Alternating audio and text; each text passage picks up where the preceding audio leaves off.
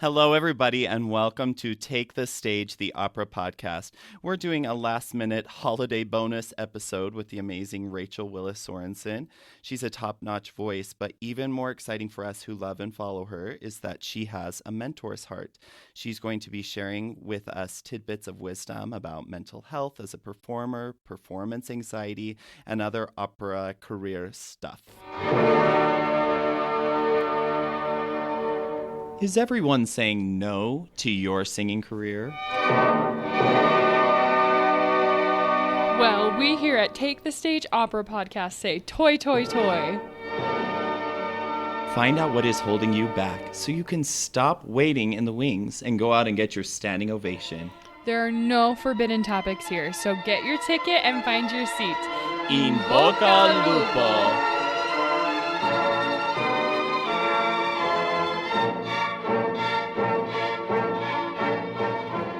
This is Evan here at Take the Stage Opera Podcast. And yes, so we actually got a message from Rachel this morning saying that she had a free evening and wondering if we could throw together an improvised performance of this podcast episode. So we are thrilled to have her. And of course, we aren't really sure what we're going to talk about necessarily, but it's going to be an adventure. And on this adventure with me is, of course, my friend Mariah. Welcome. Hello! So we always say that this podcast is a choose your own adventure, but today it really is. Yes, it's like we had a Christmas miracle when Rachel texted us. I know, I got that text this morning from Evan saying you were going to come on, Rachel, and I was like, yes! Aw, that's so sweet. Yeah, thank you for having me. I'm so happy to be here. Of course, yes. Well, we are so excited to visit today with Rachel, and I follow her on social media, not only because I'm a fan of her voice and of her career, but also because she genuinely cares about other singers and wants them to achieve their best. So like you said, Evan, she has a mentor's heart. Yes, so let's jump right in, Rachel. How do you feel?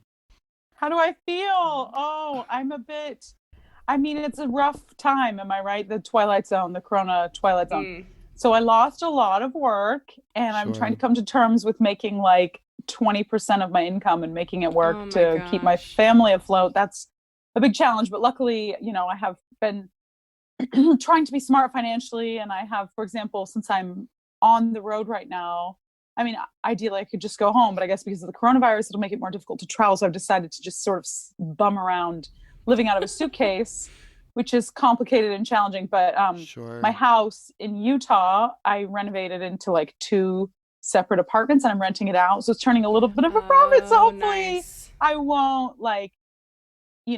have to stop eating before like the world recommences. Yeah, but I'm doing well. Thank you. I mean, I had a horrible thought. Like, people keep saying, I can't wait to see 2020 in the rearview mirror. Like 2020 is the worst. Right. And I was thinking that too, like, oh boy, let's just move into 2021. And then all of a sudden I was like, wait, what if it's worse? Yes. It's so awful. I was like, oh dear, if the societal infrastructure fails and we ultimately don't have the availability of food for purchase, like what happens? No, it's been kind of a bleak holiday for me. I'm sure for a lot of people, but I'm sorry, that's not the answer maybe you were looking for, but I have some exciting things. It's a real answer. It's a real answer. It's a real opera life answer. Mm-hmm. Yeah. Exactly.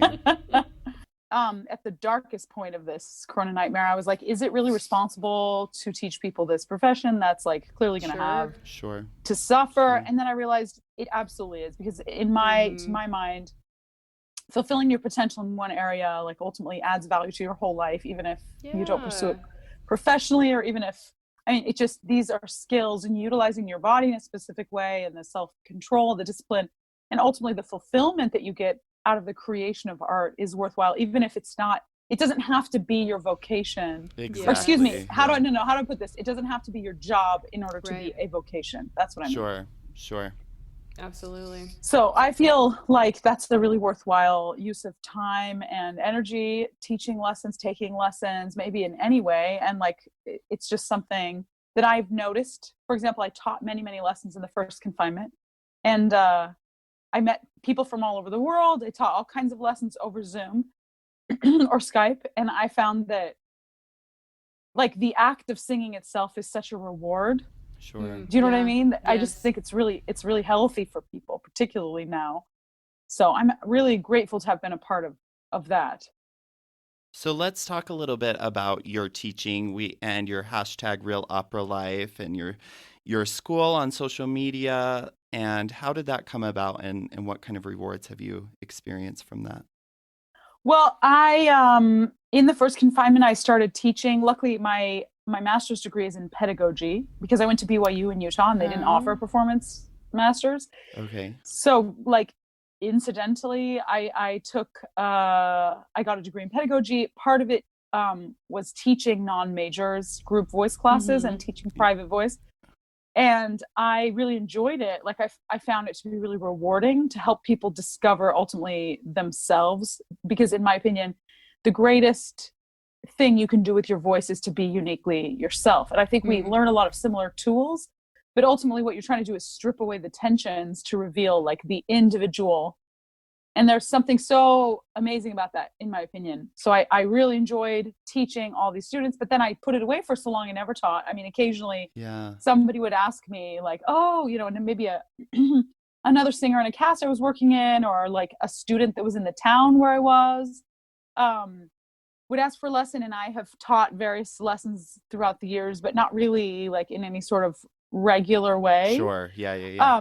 But anyway, in the confinement, my press agent suggested that we put up on social media that I was available for lessons. And there was such a response. I mean, I was teaching something like at least 20 hours a week. And then I started thinking, actually, this is too much. I can sort of chill out. So then I pared back for a while. But like we had such a waiting list that I started thinking, I'm saying similar things to a lot of people. Maybe I should just make it more concise. And we thought about maybe she wanted me to film like 4 or 5 hours just talking about basic technical principles that we could she wanted to put a link on my website. It would just be passive income, a little bit of income. But then I was like, well, I'd rather do it live. And how do we, anyway, so we came up with this idea to have the Real Opera Life School Masterclass, which is basically 4 times a month for a minimum of 1 hour. I produce content relative to vocal technique. For a while, it was very specific. Like this week is breathing, next week is breath support. We did an appoggio week. We did a resonance week.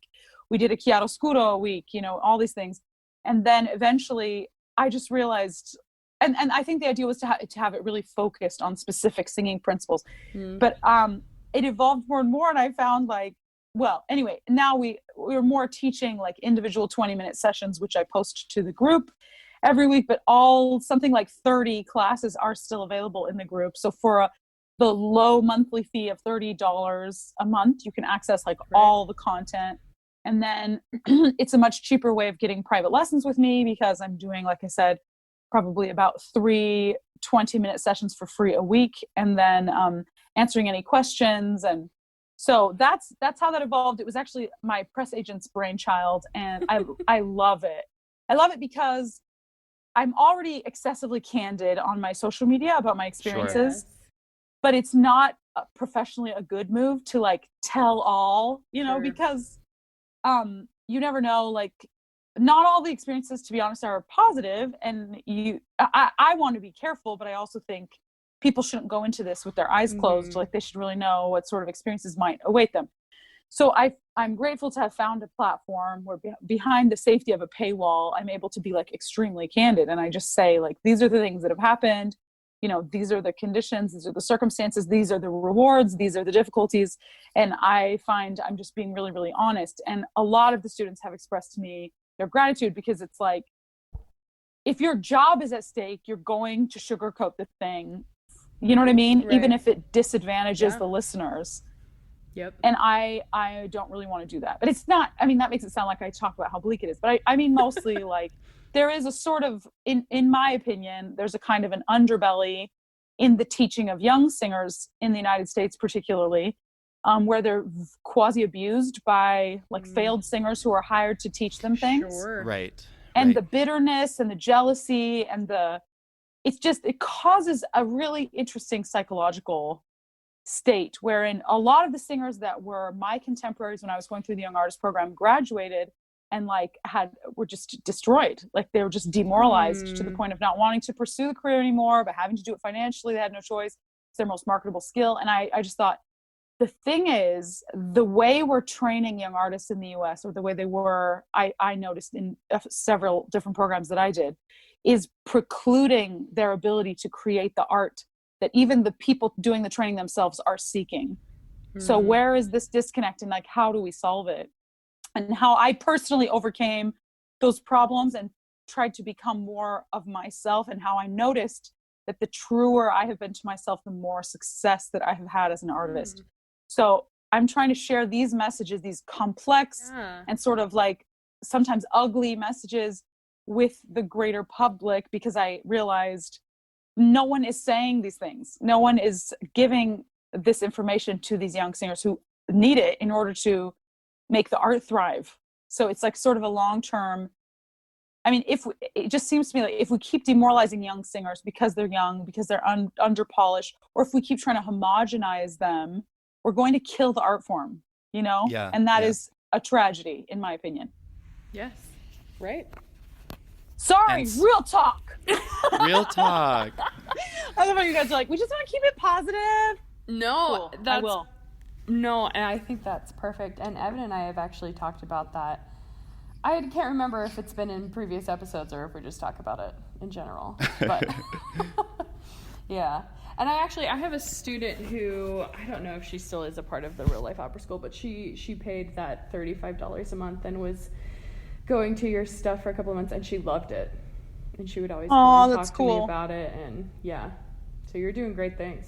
And it turns out to be great, like a little community of young singers, and a place where I feel very free to answer all the questions, even the less savory questions. Right. And we kind of joked, you kind of joked about us trying to have a positive podcast, but I think that dealing with actual issues but trying to do it in a positive light is exactly what we want. We don't want to sugarcoat things. That's not helpful. Well, because I think that happens so often. I had two different press agents in my life, and the first one, she's very good and very recommended, but I just found that like all the work she was doing to like, or how do I put this? Like I would post something. I remember one time I was a bit depressed after a show because I had this weird experience where I sang super well. I was really proud of myself, which is uncommon for me. Usually I'm very critical, but I was like, wow, I really did it this time. I really, really went there. But one of my castmates was like this really famous tenor, and people loved him so much that like I left the theater. I mean, I was starring opposite him, but as I left the theater, people were like pushing me out of the way to get to him. Like, get out of here. What are you, like, go away. And I was funny because I was alone in this town because it was such a short gig that I went without my family, and I went to this crappy hotel room that I was spending like $40 a night on. It wasn't even a hotel. It was like an Airbnb, practically like a student dorm that was really close to the opera house. Amazing. And I remember sitting there going like, what just happened? I did this great performance and no one's even here to share with me. And I was a bit sad. So I like sang like a Sarah McLachlan Angel. Do you know the song? And I shared it on my social media. And then I got a lecture from the social media manager, like, nobody wants to see that. Nobody wants problems. You got to just be always very positive. And I remember thinking like, okay, but I mean, it was just, anyway, this is a mentality that a lot of people have, that you share only the good things and you present like, I'm never problem ever. And I get that, like, nobody wants the ugliness, but also, why am I saying this? I don't know. My new social media manager is the same in a way. She's like, you should curate your image and you promote only certain things. So I feel like I get it. If people that potentially could cast you or whatever are seeing this and they think like, oh, that's a lot of drama. Nobody wants that. Right. Yeah. But I do feel a vested interest in the promotion of honesty for the sake, I said, of the whole art form. And I think that it's healthier for all of us to acknowledge the truth rather than just saying things like, I'm making a post about how important it is to be a good colleague and everything's awesome and all my colleagues are awesome. and this city is awesome, and you know what I mean? Like the house is awesome and the costumes are awesome. It's just like, it's not always awesome. It's not. And honestly, maybe that's the other thing. I feel it's important to tell the truth so that instead of presenting this social media polished thing, people get to realize like what they're faced with. Are you really going to do this? Are you willing to take the rejection slaps to your face for years before it potentially works out or doesn't? Like, can you be alone for these long periods? There's so much stuff that needs to be told to young singers so they're not like just completely ruined when they realize what they're up against. I don't know. And I feel like a great sense of responsibility to tell the truth. So that is what that is about. Something that I really love about your social media is that I feel like you're not like selling me yourself as a product. Like, I feel like you're really talking to me as a person, and that I think goes really far with a lot of people. Oh, cool. Thank you. Yeah. It is. It's all fake. I'm nothing like that. Just kidding. Just kidding. I'm just kidding. Actually, that's funny because at first, so Liv, who does my social media mostly, she does all the hard stuff. Like, I love to make the content. I love to be like, look, Liv, I made a video about warming up. Just post it. But she makes like, she'll put a picture on it and like text and things that I'm like, I can't, I don't know. Oh, okay. So she does the posting, and she will like edit the videos and whatever. But I make the videos, and I'm really passionate about them being natural. So at first, she was like, "Okay, like here's an idea. Make a video about this," and I'd make it, and she'd send me back my notes, and they're always like, "Okay, put on more lipstick and like have don't talk in a funny voice." She's like, "Why are you talking in a funny voice?" And I'm like, "Okay." So I tried to really streamline for a while. I was like, "Okay, I'll just." And then at some point I was like, Liv, it leaks. I can't help it. I just can't. It can't be stopped. So anyway, it's really nice because I feel like that is the general response that people want you to be yourself. That's the point. And that's actually like my whole message that I wish I could get across to young singers is how much they are already right. Like, you were born the only you on all the earth. Why would you ever try to become somebody different? There's this quote from a Dr. Seuss book I love to read to my children, which everyone should read. It's so cute. It's called Happy Birthday to You. And it has a couple of pages in there. It's like, it said, here's one of my favorite. Today you are you. It's truer than true. There is no one alive who is youer than you. You know what I mean? You can't, nobody else can do it. It's only you that can do it. And so you have to do it. Oh, that just gives me chills. Yeah, right? There's no other you. And so when we teach singers to streamline everything and make it all perfect, how much are we taking away from the essence of them that they and they alone were born with? But the other thing, I'm sorry I talk so much, and so gladly. I'm learning so much. We're so glad you're talking to us. I'm sorry, I don't mean to monopolize your time, and I'm sure you had other things you wanted to discuss. I just wanted to say, that part of it is also helping people understand that maybe what they're yearning for, how do I put this? I had like a click moment a couple of years ago where I was having a very big success. I was being like universally celebrated, practically. I mean, universal approval is not a real thing, but sure, like just huge screaming crowds, standing ovations, awesome reviews, more and more offers, like seeing potentially, wow, I'm going to be able to support my family doing this job, which is in itself an enormous feat. But I realized that and I was just having validation like poured on me in buckets. And I was standing there and I just thought, oh my gosh, I feel exactly the same bad inside. Wow. It doesn't make the difference that I was hoping it would make. So, I mean, I'm not that old. I'm 36, but like how many years have I been doing this? And I had this feeling like right around the corner, is the one. And then everybody's going to tell me that I'm great. And then that's it. Then I'll feel so much better. And then I'll believe it. I'll believe how great I am.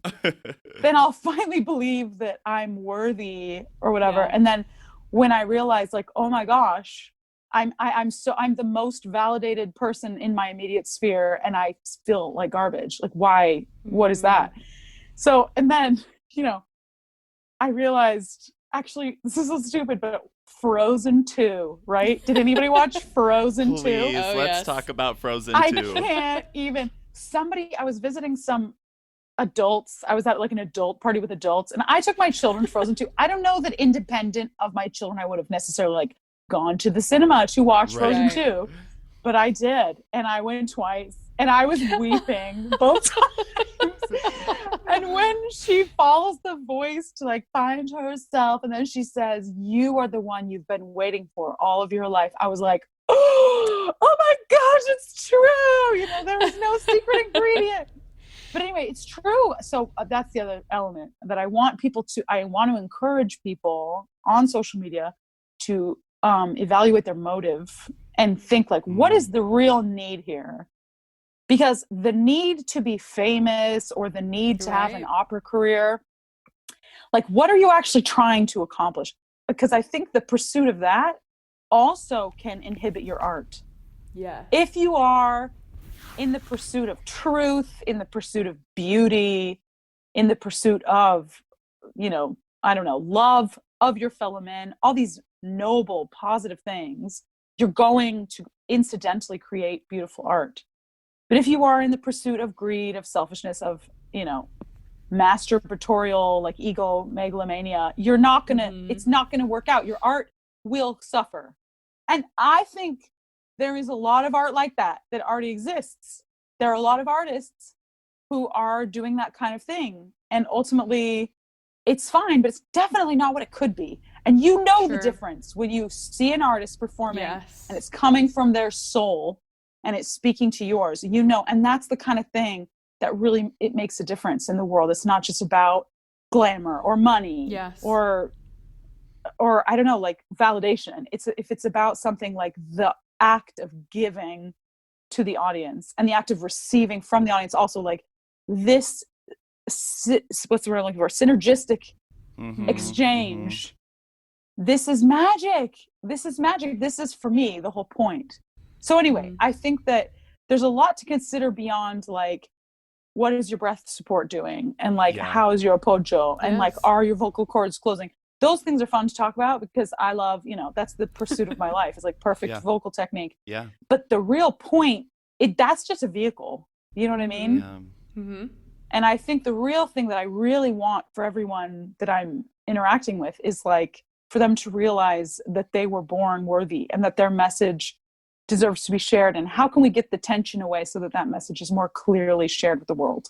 So I want to take us back a little bit to that moment where you discovered that you still weren't as happy as you thought. Yeah. That you could be, or that maybe you quote unquote should be. Yeah. Yeah. And have you worked through that? Have you gained experience since then? Do you feel like you understand, how to feel? I don't even know what I'm trying to ask. How are you just getting tell your us about own that validation journey instead of through the applause? I mean, it is touch and go at times, I'm going to be honest. And the other thing is I read this quote that like basically burned my life to the ground, which was real self-care is not chocolate cake and bubble baths. It's creating a life from which you do not long to escape. Oh, wow. And I was like, oh, crap.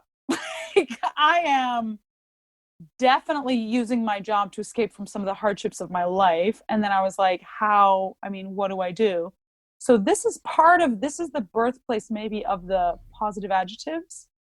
Because I've noticed in my own life, okay, so in moments of vulnerability, my thought train is like off the rails, like just woo crazy, and I don't control. It's if I don't seize conscious control of my thoughts, like they're gonna go dark, like they're gonna go self-deprecating really fast, and that I have watched destroy many a performance in my life. Because the minute you're on stage and you're not controlling your thought train, it's going like, they hate me. This is a waste of everyone's life. I wish that I weren't here. I suck. Like, listen to how bad look how bad it's going. Like, that's what you default. That's what a lot of people, including me, would default to in moments of vulnerability. So when are you most vulnerable? You're vulnerable on stage if you're doing it right, and you're vulnerable right before you go on stage. Yes. And I just realized, like, I read some books about meditation and visualization, and I realized, you can change this. At first, I thought that's so hokey to assert control like that. Like, you're going to pretend to feel something different. But I've noticed that it really helped me, because I went through a phase where I was having a lot of trouble sleeping at night. And I was just in this like swirling negative thought thing. And I'm sure, like, I don't know, maybe it's diagnosable. I didn't realize before I'm saying it right now. I didn't ever talk to anybody about it that like could give me medicine or something. I don't know. But I did start saying these mantras to myself, and I just changed my thoughts. Instead of letting my thoughts just go crazy, I was like, okay, and I read about the loving kindness meditation, which is where I don't know if I'm going to get the order right, but you're supposed to imagine like someone that you love very much, and you imagine yourself saying to them, may you be happy, may you be healthy, may you be peaceful, may you be loved. And then you go to like a perfect stranger, maybe like the cashier checking you out of the grocery store, and you imagine yourself saying it to them. And then you go so far as to say it to an enemy, someone you dislike, you wish them well. May you be happy, may you be healthy, may you be peaceful, may you be loved. And then eventually you like face yourself, and you offer yourself the same benevolence. And this like would calm me and help me sleep. But also this other one that was really helpful was to say, like, to imagine either all of your cells saying this to you. Like, I can picture like the cells are on my toes, and like in my, my bones and my blood, all my cells are saying, or I am saying to all my cells. It's weird to conceptualize yourself as more than one person, but whatever. This is not my idea, but I like it. I like the outcome. Yeah. You imagine them saying, I love you, I accept you, I appreciate you, I forgive you. And then you just repeat it over and over. And I found that when I was like, oh my gosh, I've chosen this stupid, selfish profession, I can't afford, I'm like, what if it doesn't work out? Like, how am I going to feed my children? Like, what have I done? Or like, oh no, the worst, bad reviews. Someone said I was fat. Like, someone said I was fat in a newspaper, and I read about it. Like, I'm disgusting. How can I show my face in front of people? Like, this is a big bad one for me. Like, my appearance is inadequate. When I was a young artist, my boss told me that I was too fat to work in Europe. And I heard this and I was like, okay, I'm not a good enough singer to compensate for my appearance, which is so awful. It's like, it's an insult in every regard. Yeah. And I suffered for so long because I was like, I have this instinct to perform. I practically can't live without it. And yet I'm so ashamed. Somehow I feel that everything about me is all wrong. And like, how do I move beyond this? And so then I had to come to all these conclusions, like that sort of input is really destructive. And ultimately anything that tells you that your gift that you and you alone were born with is not worthy of expression is wrong. Is like, even I would go so far as to say morally wrong, and that you must be brave and stand against those sort of opposing forces for the sake of the gift that you and you alone possess. So that's like not easy, because there's so much of that voice saying, shut up. There's too many singers. Right. Like, you're too old or whatever. You're too, there's so many ways to make singers feel crap about themselves.